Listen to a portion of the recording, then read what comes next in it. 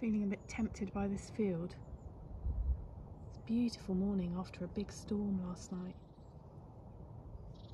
I think I'm going to go out. I can't resist it.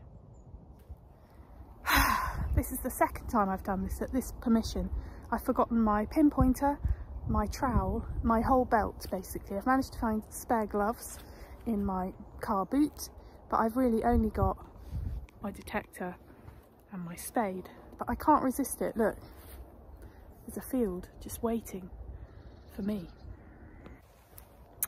From bad to worse, my headphones have just run out of battery, so I'm now operating with a spoon for a trowel, a detector, a no pinpointer, and I found a pair of old gloves, so that's good. So I'm being resourceful today. I've just found a signal down here and I'm about to start digging with my spoon. It doesn't work. The spoon is rubbish. It just bends as soon as I put it in the soil. I might have to admit defeat on this, I think. Gutted.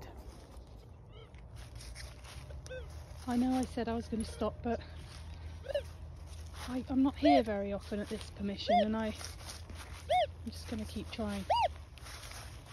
That noise is a fence. This morning I had a lovely message from a new subscriber who told me that he's been detecting for 55 years. And I guess people who detected that long ago will probably not have had anything like a pinpointer. So I'm just getting on with it really, because this place is so interesting. It's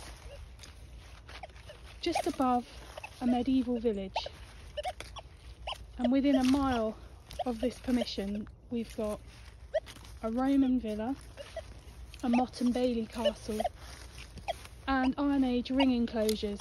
I'm thinking about attempting to get into here. I think I will do it, but it's a bit of a ball ache. I've done it before and you get sort of flicked in the eye with all this kind of stuff. This is an ancient thoroughfare down to the village.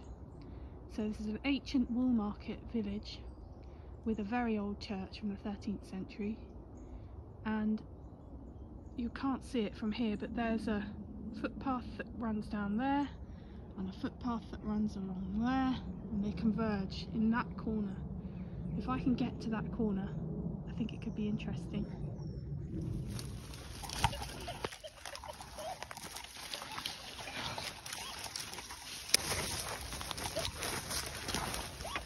I've been in here before and it's a nightmare. I don't know why I thought it would be any better this time. I feel a bit self-conscious here because lots of people go for walks. I have absolutely got permission to be here, but village life, people kind of put their face over the fence and think, what's that noise? What's that beeping noise? And of course I haven't got my headphones. Well, I've got them, but they've run out of battery. So, wish me luck.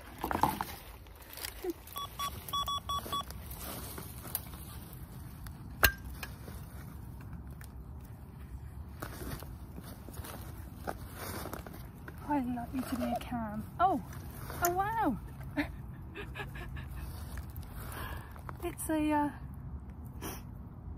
It's a coal shovel with a ship.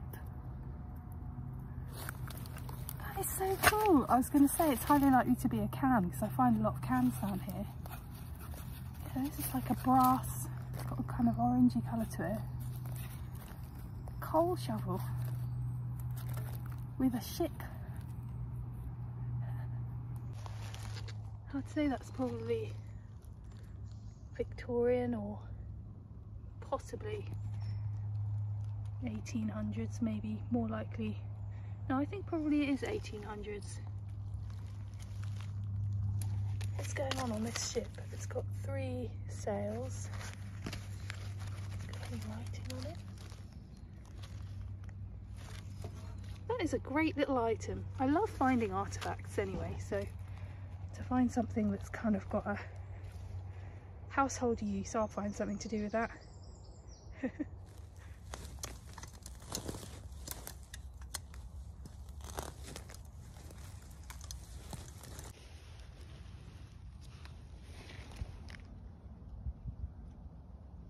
curtain rings.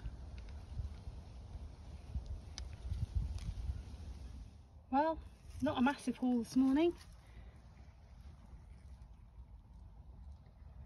And it was a bit of an effort getting through that woodland. But I'm very pleased with my little ash shovel. Considering I come from the sea, I'm quite surprised to find this inland. I'm here in the Cotswolds at the moment, so probably about as far away from the sea as it's possible to get in the UK. I think in fact here in England we're never more than about 70 miles from the sea. So I've actually managed to date this little fireside ash shovel, and it dates from 1888 or round about that time, so Victorian. It's made of brass, so it's got kind of quite a nice colour to it.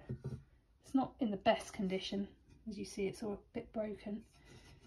But I thought, well, it'd be interesting to find out a little bit more about this and why ships were used as a motif, as a design motif. And I've managed to find out that actually it was a very popular motif used in all sorts of household objects, in furniture and jewellery and pottery and stained glass, all sorts of things. At the peak of Victorian industrialisation, the arts and crafts movement became very prevalent, and that was really about craftsmanship and the importance of material and the importance of nature, getting back to some kind of simplicity, and it was really, I guess, a bit of a backlash against the way that a lot of products were being manufactured and how people were being exploited in that process. So every arts and crafts home apparently would have had a sailing ship, a galleon like this, somewhere on some piece of furniture. Billowing sails was all about adventure and escape, and it was really very popular in the Victorian times. So that's interesting. I've learned something new there. Well, you all know how I like to use the items that I find, so I'm going to clean out my log burner using this ash shovel. See if it still works.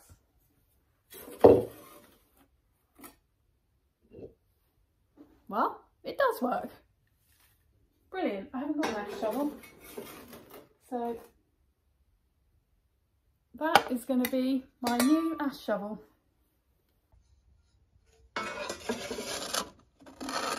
Having to be a bit careful with it because it's slightly broken on this edge. But it works just fine. Thank you, little ash shovel. I will treasure you. Funny how these things work out. Yesterday I was in Sussex and I went to a little museum, and I thought it was going to be a museum all about the place where I was. But it turned out to be an arts and crafts museum. Well, I didn't really know anything about that, so I went in, and it was really all about textiles and a maker that had lived in that village. And to be honest, I walked around it and didn't really know what it was that I was learning about. But since finding that item this morning, I've realised that it was actually all about craftsmanship, and the arts and crafts movement was about making useful things beautiful and the actual process of making.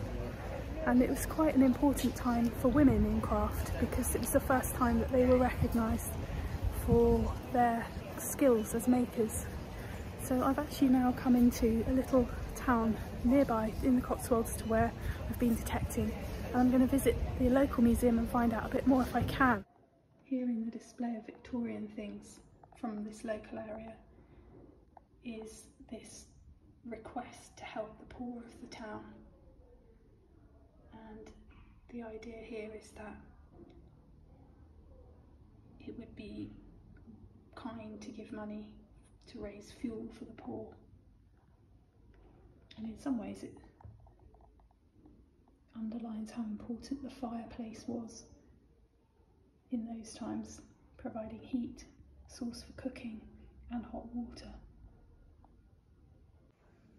Here's an image of the kind of cottages that would have been prevalent in this area during the kind of time that my little ash shovel was being used.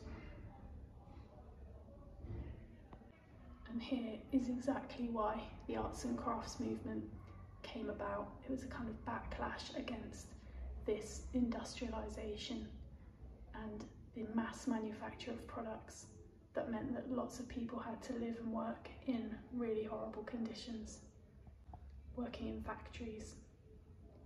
These are pyjamas from the exact time when my little ash shovel would have been used in cold Victorian houses. Look at the detail of the lace.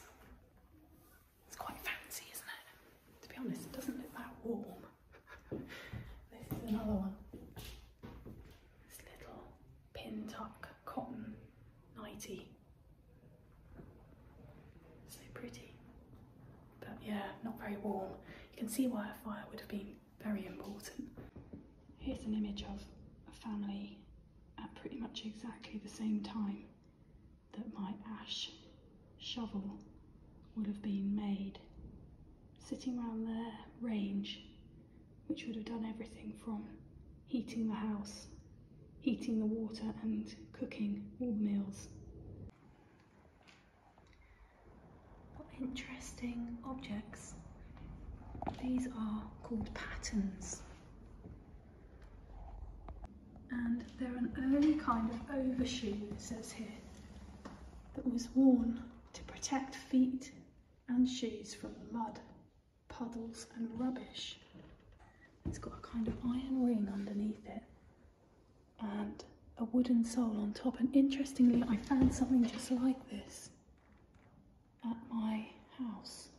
I think I might have just cracked the code of an item that I found, which I thought was trash. It's a ring with prongs like that. It's made of iron, so I thought not worth keeping. I have actually kept it.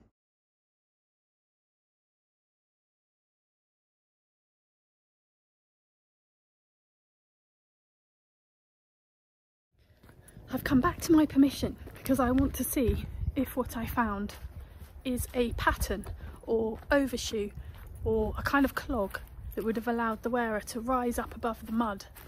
And I found this thing a couple of months ago. I wasn't sure what it was, but here it is. And I wonder, I think that might be part of this. It's oval in shape, which is exactly what they are. I mean, it's definitely got the kind of the right shape and size. It's quite a small one. But I am wearing big boots.